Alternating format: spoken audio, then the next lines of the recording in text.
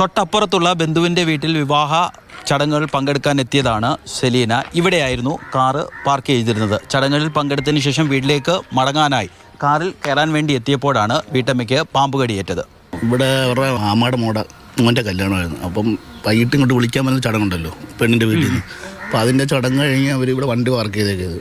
അപ്പോൾ അതെടുക്കാൻ വേണ്ടി വരുന്ന പൂറ്റി ഞാൻ കണ്ട് ഏതോ കടിച്ചെടുത്ത് പോയി. ഇപ്പോൾ മോള് കണ്ട് ഇതുവരെ ഇഴങ്ങി പോകുന്നത്.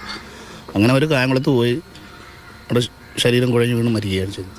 വളരെ വേഗത്തിൽ തന്നെ തൊട്ടടുത്തുള്ള ആശുപത്രിയിൽ എത്തിച്ചെങ്കിലും ജീവൻ രക്ഷിക്കാനായില്ല. ആശുപത്രിയിൽ നിന്ന് മതിയായ ചികിത്സ ലഭിച്ചിട്ടില്ലെന്ന് ബന്ധുക്കൾക്ക് പരാതിയുണ്ട്. എന്നാൽ കഴിയാവുന്ന എല്ലാ ചികിത്സകളും നൽകിയെന്നാണ് ആശുപത്രിയുടെ വിശദീകരണം. പാമ്പ് കടിച്ചു എന്നുള്ള രീതിക്കനുസരിച്ച് വ്യക്തമായ ഒരു ഹിസ്റ്ററി ഉണ്ടായിട്ടില്ല.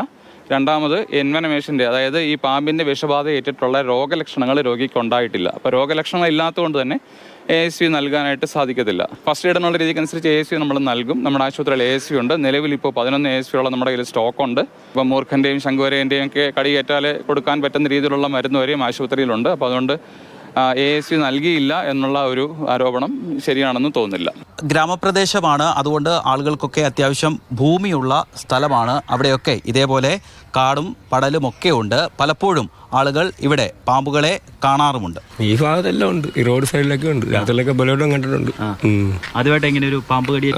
അതാദ്യമായിട്ട് ആക്രി ഗോഡൌൺ വന്നതിന് ശേഷമാണ് ഇവിടെ കൊതുവിൻ്റെയും പാമ്പിൻ്റെയും നല്ല രൂക്ഷമായ ശല്യമാണ്. പലപ്പോഴും ആൾക്കാർ കണ്ട് എന്നെ വിളിക്കുമ്പോഴത്തേക്ക് ഞാൻ വടിയും സാധനമൊക്കെ ആയിട്ട് അവിടെ ചെല്ലുമ്പോഴത്തേക്ക് ഇതിനെ കാണത്തില്ല. ഈ അടുത്ത സമയത്ത് 2 സ്കൂട്ടർ യാത്രക്കാർ ഇവിടെ നിന്ന് ചാടി അതിൻ്റെ മേളിലോട്ട് കയറുന്നത് കണ്ടതായിട്ടുണ്ട്.